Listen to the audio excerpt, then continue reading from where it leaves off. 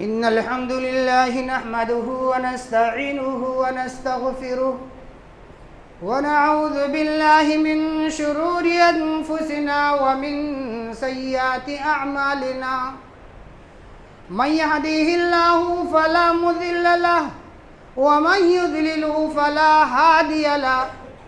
وأشهد أن لا إله إلا الله وحده لا شريك له وأشهد أن محمدًا عبده ورسوله يا أيها الذين آمنوا اتقوا الله حق تقاته ولا تموتن إلا وأنتم مسلمون يا أيها الناس اتقوا ربكم الذي خلقكم من نفس واحدة وخلق منها زوجها وبث منهما رجالا كثيرا ونساء واتقوا الله الذي تساءلون به والأرحام إن الله كان عليكم رقيبا يا أيها الذين آمنوا اتقوا الله وقولوا قولا سديدا يصلح لكم أعمالكم ويغفر لكم ذنوبكم ومن يطع الله ورسوله فقد فاز فوزا عظيما أما بعد فإن أصدق الحديث كتاب الله وخير الهدي هدي محمد صلى الله عليه وسلم وشر الأمور محدثاتها وكل محدثة بدعة وكل بدعة ضلالة وكل ضلالة في النار أعوذ بالله من الشيطان الرجيم بسم الله الرحمن الرحيم والذين آمنوا واتبعتهم ذريتهم بإيمان ألحقنا بهم ذريتهم وما ألتناهم من عملهم من شيء كل امرئ بما كسب رهين وقال الله جل جلاله في مقام آخر ما آتاكم الرسول فخذوه وما نهاكم عنه فانتهوا رب اشرح لي صدري ويسر لي أمري واحلل عقدة من لساني يفقهوا قولي سبحانك لا علم لنا إلا ما علمتنا إنك أنت العليم الحكيم وربي زدني علما. حاضرین جمعہ، کلمہ گو اسلامی بھائیوں، بزرگوں، نوجوانوں، نونہال بچوں، پردہ نشین ماں اور بہنوں، ہر قسم کی تعریف، توصیف، بڑائی، کبریائی، حمد و ثنا، تسبیح و تحمید اس وحدہ لا شریک کے لیے سزاوار، لائق اور زیبا ہے، جو اکیلا اور تنہا اس کائنات کا خالق، مالک، مدبر اور منتظم کار ہے، اور جس کے حکم سے کائنات کی یہ ساری چیزیں رواں دواں ہیں، اور جس کے حکم سے یہ ساری چیزیں فنا پذیر ہوں گی. بعدہ درود و سلام نازل ہو تمام انبیاء علیہ الصلاۃ والتسلیم پر. عمومی اعتبار سے خصوصیت کے ساتھ ہمارے اور آپ کے بلکہ کائنات کے نبی جناب محمد رسول اللہ صلی اللہ علیہ وسلم پر، کہ جنہوں نے ہمیں صحیح سنتوں کی جانکاری دی اور ایک دوسرے کے حقوق کو بتلایا، ہر قسم کے حق کو، چاہے وہ اللہ تبارک و تعالیٰ کا حق ہو، چاہے نبی کریم صلی اللہ علیہ وسلم کا حق کیوں نہ ہو،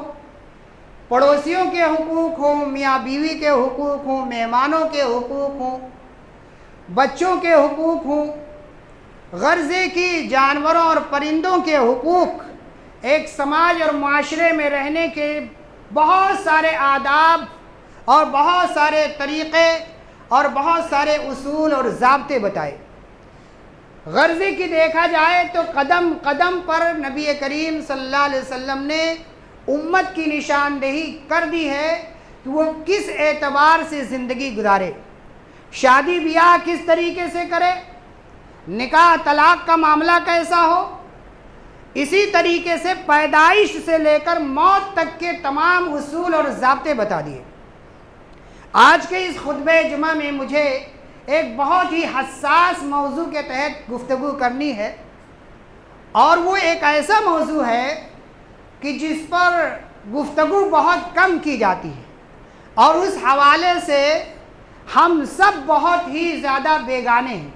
اس پر کوئی کیئر نہیں کرتا، کوئی دھیان نہیں دیتا۔ میرے بھائیوں، ہم بہت سارے حقوق کی بات کرتے ہیں اور بہت سارے منبر و محراب سے حقوق اللہ کی، حقوق العباد کی۔ انہی حقوق العباد میں سے ایک حق ایسا بھی ہے جس حوالے سے بہت سارے لوگ نابلد اور ناشنا ہیں یا غلط فہمیوں کے شکار ہیں۔ وہ ہے کہ ہمارے اپنے رشتہ دار، چاہے ہمارے والدین ہوں، قریب کے رشتہ دار ہوں، دور کے رشتہ دار ہوں،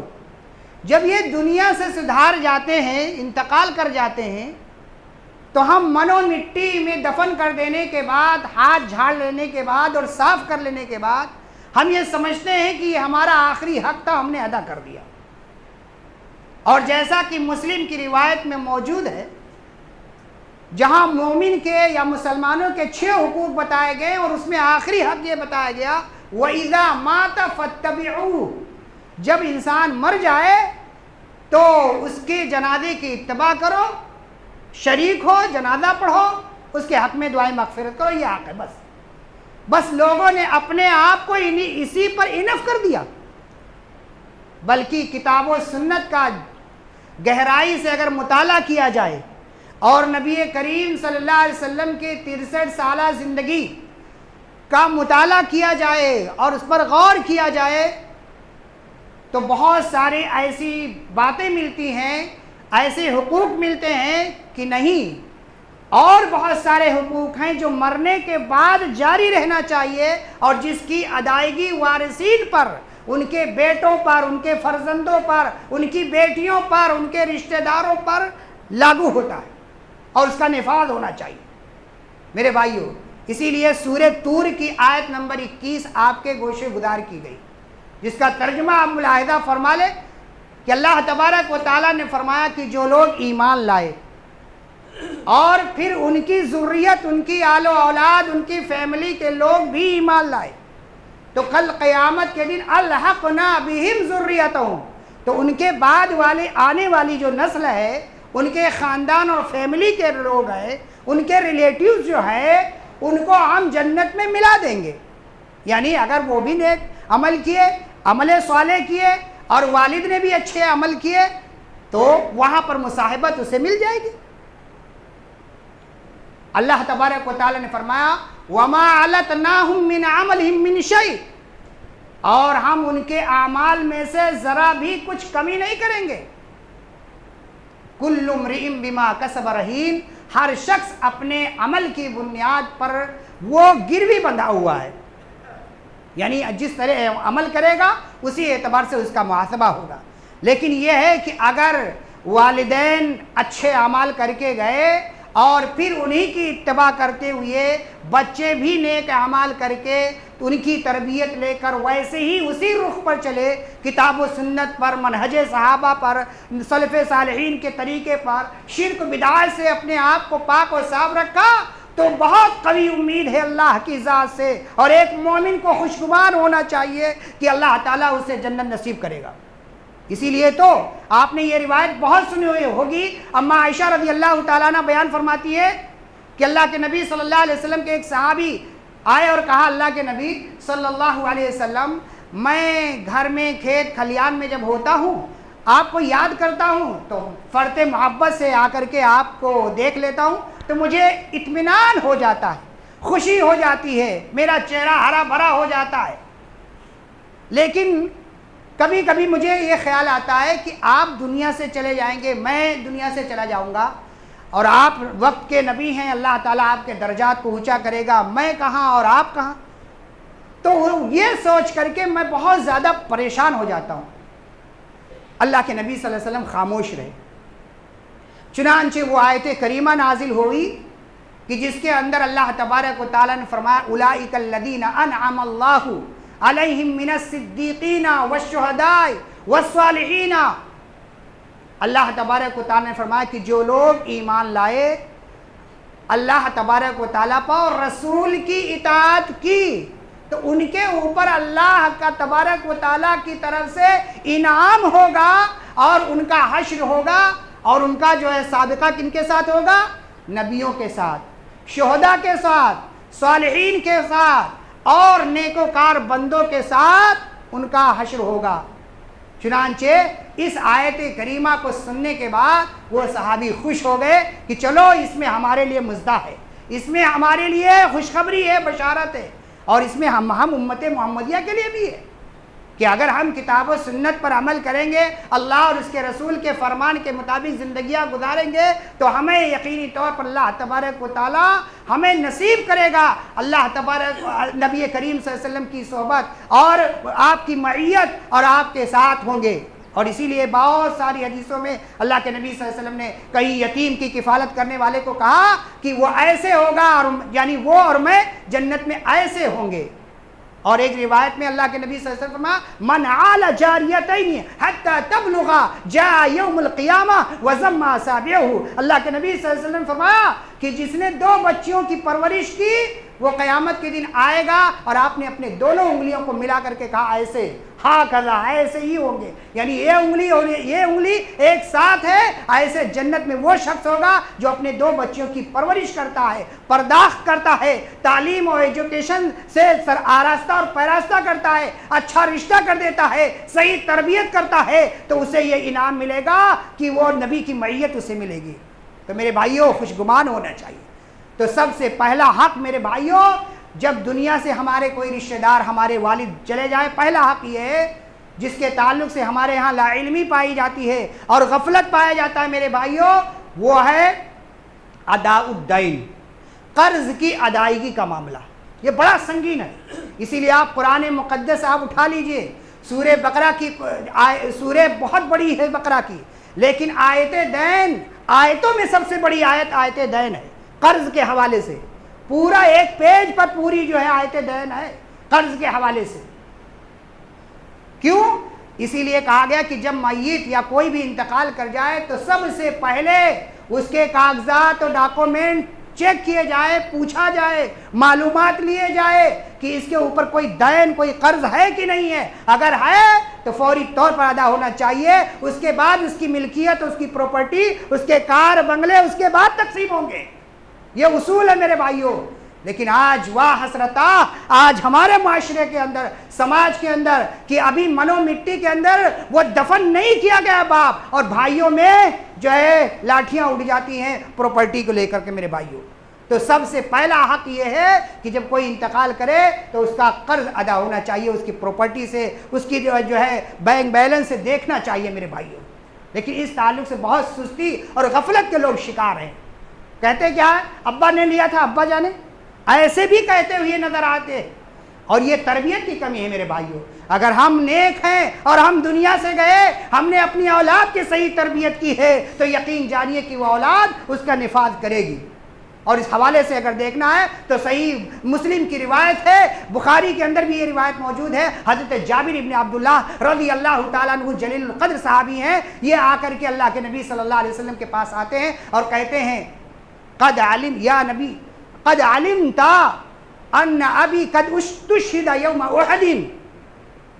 وترک دینا کثیرا۔ اللہ کے نبی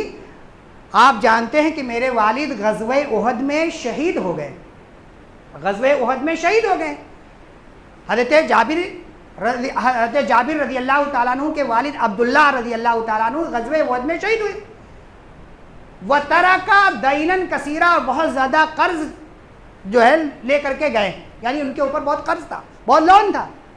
اور میں یہ چاہتا ہوں اللہ کے نبی کہ میں اپنے والد کی طرف سے قرض ادا کروں۔ اور یہی حضرت جابر رضی اللہ تعالیٰ عنہ ہے، یہی عبداللہ رضی اللہ تعالیٰ عنہ ہے کہ جب عبداللہ رضی اللہ تعالیٰ عنہ شہید کیے گئے اور جنازہ کا معاملہ آیا تو اللہ کے نبی صلی اللہ علیہ وسلم ہر جنازے سے پہلے پوچھتے تھے حل علیہ دین، کیا ان کے اوپر قرض ہے؟ اگر لوگ کہتے تھے کہ ہاں قرض ہے، لون ہے، تو آپ پیچھے ہٹ جاتے تھے، کہتے تم لوگ پڑھ لو۔ اور آج اگر کوئی امام ایسا کہہ دے تو صاحب اس کی چھٹی ہو جائے گی۔ کیوں؟ بھائی تم تو پگاری ہو، تم پڑھاؤ، لیکن تقوی کا معیار یہ ہے، سنت یہ کہتی ہے کہ اللہ کے نبی صلی اللہ علیہ وسلم کہا کہ نہیں تم لوگ پڑھ لو۔ حضرت جابر کہتے ہیں اللہ کے نبی میں ادا کروں گا، میں ذمہ داری لیتا ہوں، میں اپنے والد کی طرف سے پائی پائی ادا کروں گا۔ چنانچہ حضرت جابر رضی اللہ تعالیٰ عنہ وہی جب جنازہ ہو گیا تب آ کر کے انہوں نے کہا کہ اللہ کے نبی صلی اللہ علیہ وسلم جو قرض والے تھے، جن کا قرض میرے والد کے اوپر تھا، وہ جو یہودی لوگ تقاضا کر رہے ہیں، میں بہت پریشان ہوں، کیسے ادا کروں؟ اللہ کے نبی صلی اللہ علیہ وسلم نے کہا کہ جتنے تمہارے باغ میں کھجور ہے توڑو اور اس کا ڈھیر لگاؤ، میں آتا ہوں۔ چنانچہ اللہ کے نبی صلی اللہ علیہ وسلم گئے اور آپ نے 3 چکر لگایا وہاں اور دعا کی، برکت کی۔ ثم جلس علیہ، حدیث کے الفاظ ہے، پھر اس پر بیٹھ گئے۔ پھر آپ نے کہا کہ بلاؤ ایک ایک کو، اور پھر ادا کرنا شروع کیا، ناپ ناپ کر دینا شروع کیا۔ حضرت جابر خود کہتے ہیں کہ میں دل ہی دل میں یہ دعا کر رہا تھا کہ اے اللہ میرے والد کی طرف سے جو قرض ہے، جو قرض کا معاملہ ہے وہ ادا ہو جائے، میرے بال بچوں کے لیے ایک کھجور نہ بچے چلے گا، لیکن میرے والد کی طرف سے قرض ادا ہو جائے۔ یہ نیک تینت اولاد کی ہے تربیت کا یہ اثر میرے بھائیوں۔ اور آج کے دور میں لوگ کہتے ہیں کہ بھائی وہ والد کا میٹر تھا، وہ جانے، میرے پاس کوئی تو لکھت ہے نہیں، میرے پاس کوئی ڈاکومنٹس ہے نہیں، کچھ ایسا ہے نہیں، کچھ information I don't know about, ایسا لوگ کہہ دیتے ہیں میرے بھائی۔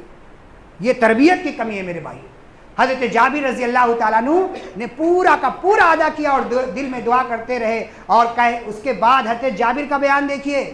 کہ اللہ تبارک و تعالیٰ نے نبی کریم صلی اللہ علیہ وسلم کے ذریعے سے ایک معجزہ نصیب فرمایا، وہ یہ کہ میرے والد کی طرف سے سارا قرض ادا ہو گیا اور ڈھیر یوں کا یوں رہا۔ یہ کہنا یہ ہے کہ سب سے پہلے میرے بھائیوں قرض کی ادائیگی کا معاملہ ہو۔ قرض اور فرض یہ دونوں بہت اہم ہیں۔ فرض یعنی فرض جو آپ کے اوپر نمازیں ہیں اور دیگر جو فرائض آپ کے اوپر ہمارے اوپر لاگو ہوتے ہیں وہ بہت اہم ہے، اسی طریقے سے قرض کا معاملہ۔ تو پہلا حق یہ ہے میرے بھائیوں کہ قرض کی ادائیگی کے حوالے سے سب سے پہلے اس کا چیک ہو، چاہے وہ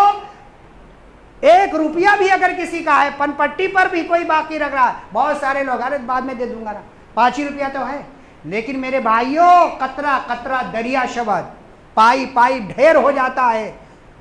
اور اس نے نہ معاف کیا تو یاد رکھیے اللہ تبارک و تعالیٰ کے ہاں بڑا سنگین مسئلہ ہو جائے گا۔ اس حوالے سے والدین کو چاہیے کہ وہ اپنے بچوں کی صحیح تربیت کرے، اور بچوں کو چاہیے کہ سب سے پہلے ہی دیکھے بیلنس میں سے کہ کہیں کسی بینک میں کھیت کھلیان کسی پارٹی والے کا کسی کا کچھ بھی ہے اعلان کروائے، اور اس میں کوئی سنکوچ اور شرم کی بات نہیں ہے۔ یہ نبی کی سنت ہے میرے بھائیوں، پوچھنا،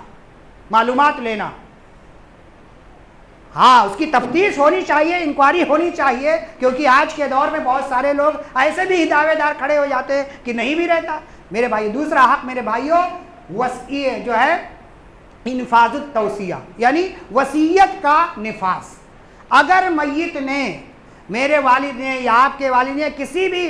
جو ہے جس کا انتقال ہوا ہے، اس نے کوئی وصیت کی ہے میرے بھائیوں، تو اس وصیت کا بھی نفاذ ہونا چاہیے کسی حوالے سے۔ اگر اپنے، اور شرعی مسئلہ ہے میرے بھائیوں، کوئی بھی آدمی اپنے پراپرٹی کا 1/3 1/3 وہ وصیت کر سکتا ہے۔ آج جو معاملہ اٹھتا ہے میرے بھائیوں پوتے کے ترکے کے حوالے سے، وراثت کے حوالے سے، بڑا جو ہے سوشل میڈیا پر علماء میں اور جو ہے محدثین میں بہت زیادہ کہ پوتے کا نہیں ہے، یقینی طور پر شرعاً نہیں ہے، لیکن اس کا مطلب یہ نہیں کہ وہ بالکل اب جو ہے یقینی اس کو جو ہے وہ کر دیا جائے گا باہر، نہیں، وہ دادا پر حق ہے کہ وہ اپنے پراپرٹی کا 1/3 1/3 وہ وصیت کر سکتا ہے، پوتے کو کرے، کسی ٹرسٹ کو کرے، کسی مسجد کو کرے، کسی غریب کو کرے، بہن کو کرے، پڑوسی کو کر دے، یا جہاں وہ ضرورت محسوس کرتا ہے اس کے دل میں ہے نیکی کمانے کا یا اس کے ساتھ خیر اور بھلائی کرنے کا، وہ کر سکتا ہے میرے بھائیوں۔ اس حوالے سے دلیل، حضرت سعد بن وقاص رضی اللہ تعالیٰ عنہ سخت بیمار ہوئے، اللہ کے نبی صلی اللہ علیہ وسلم نے زیارت کی، ان کے گھر پہ گئے، اور حضرت سعد بن وقاص رضی اللہ تعالیٰ عنہ کو ایسا لگا کہ اب میں شاید نہ بچوں، چنانچہ انہوں نے کہا اللہ کے نبی صلی اللہ علیہ وسلم ایسا لگ رہا ہے کہ میں اب میری زندگی وفا نہیں کرے گی، میں یہ چاہتا ہوں کہ اپنی پوری پراپرٹی اللہ کی راہ میں دے دوں۔ اللہ کے نبی صلی اللہ علیہ وسلم کہا نہیں، کہا نصف، آدھا کر دوں، کہا نہیں، کہا ثلث 1/3، کہا والثلث کثیر، کہا 1/3 کر دو، 1/3 اللہ کی راہ میں دے دو، وصیت کر دو، اور والثلث کثیر یہ بھی بہت زیادہ ہے۔ اور فرمایا کہ تم جو ہے پوری کی پوری جو ہے اللہ کی راہ میں مت دے دو، اور اپنے بچوں کو اور اپنے آل اولاد کو، اپنے رشتہ داروں کو جو ہے بہن بیٹیوں کو تم جو ہے یوں دست نگر بنا دو، ہاتھ پھیلانے والا بنا کر مت مرو، بلکہ اس حال میں مرو کہ خوشحال رہے، وہ کسی کے سامنے ہاتھ پھیلانے پر مجبور نہ ہو۔ جو لوگ اپنی بچوں کو آگ کر دیتے ہیں، یعنی نہیں مان رہا ہے، نہیں جان رہا ہے تو ہم اس کو جو ہے اس کو پراپرٹی سے وہ آگ کر دیں گے، ہٹا دیں گے، نہیں دیں گے، نہیں، وہ شرعی مسئلہ ہے، وہ آپ کو دینا ہے۔ وہ آپ کے ساتھ بدخلقی کر رہا ہے، آپ کی نافرمانی کر رہا ہے، اس کی سزا اللہ دنیا میں بھی دے گا اور آخرت میں تو طے ہے ہی ہے۔ اس کی سزا آپ پراپرٹی سے آگ کر کے اپنے آپ کو گنہگار مت کیجیے۔ تو دوسرا حق میرے بھائیوں جس کے حوالے سے آج ہمارے سماج میں، ہمارے معاشرے کے اندر تکاہلی اور غفلت پائی جاتی ہے میرے بھائیوں، وہ ہے وصیت کا نفاذ۔ تیسرا حق میرے بھائیوں وقت کی قلت ہے، تیسرا حق یہ ہے کہ والد صاحب نے کوئی اگر مشن شروع کیا ہے، کوئی درست اور اچھے کام میں وہ کوئی جو ہے سماجی خدمت خلق اس طریقے کا کوئی ٹرسٹ قائم کیا ہے، نیکی کا کام کر رہے تھے، تو ان کے وارثین کو چاہیے، ان کی اولادوں کو چاہیے، نیک اور صالح اولادوں کو چاہیے کہ اس مشن کو جاری رکھیں تاکہ ان کو ثواب ملتا رہے۔ اور اس حوالے سے بہت ساری روایتیں موجود ہیں مسلم وغیرہ کی کہ اذا مات الانسان انقطع عنه عمله الا من صدقۃ جاریۃ او علم ينتفع به او ولد صالح يدعو له، کہ جب انسان مر جاتا ہے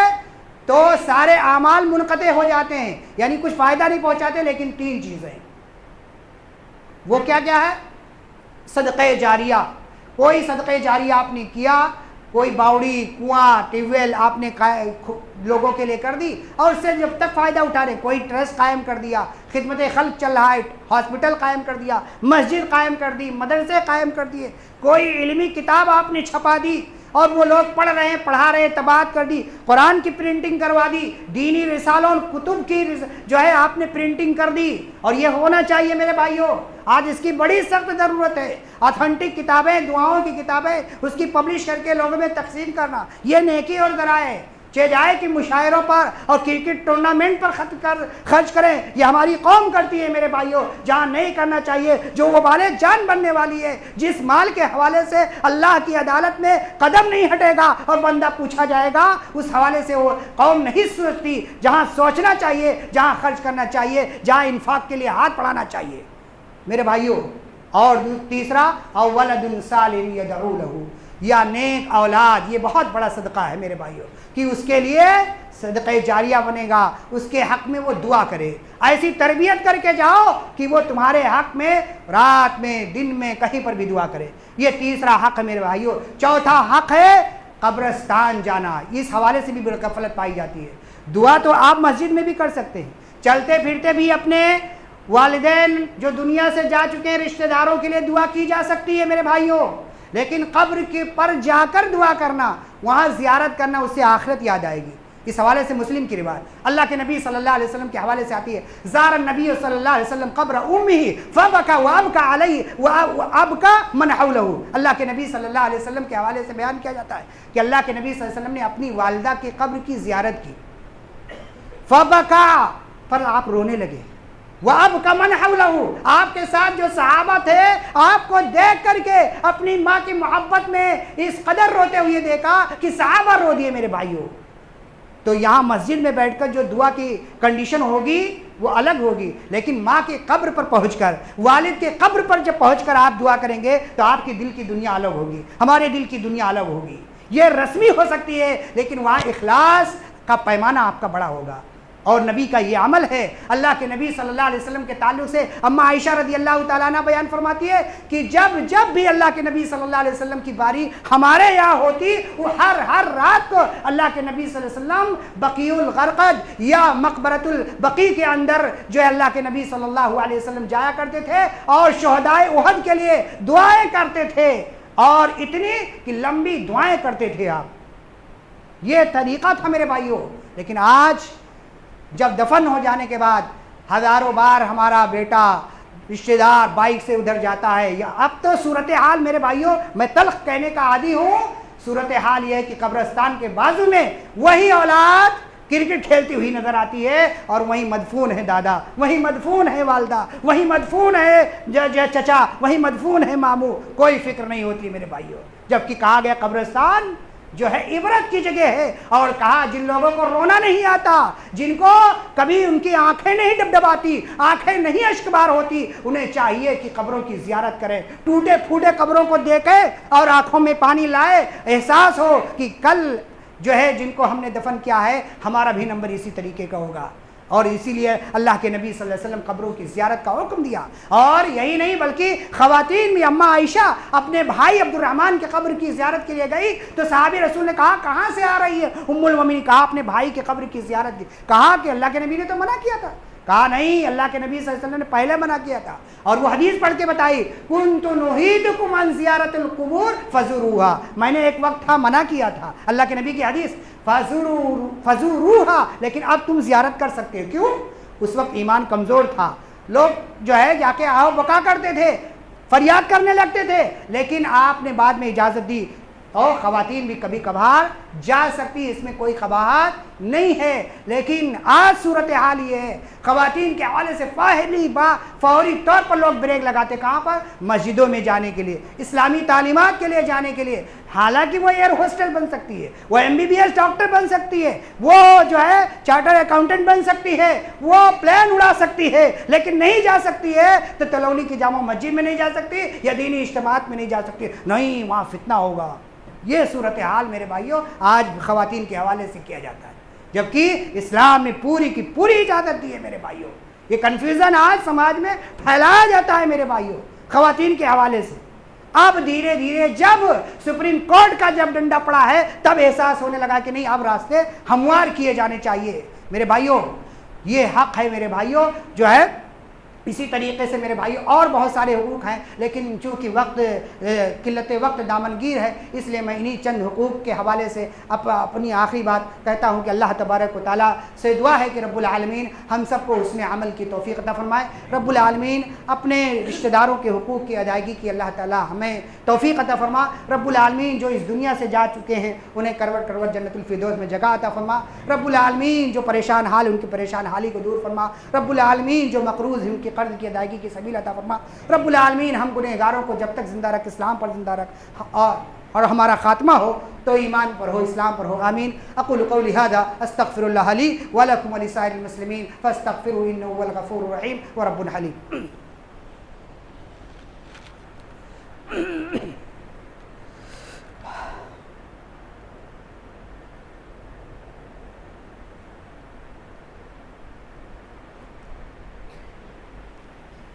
إن الحمد لله نحمده ونستعينه ونستغفره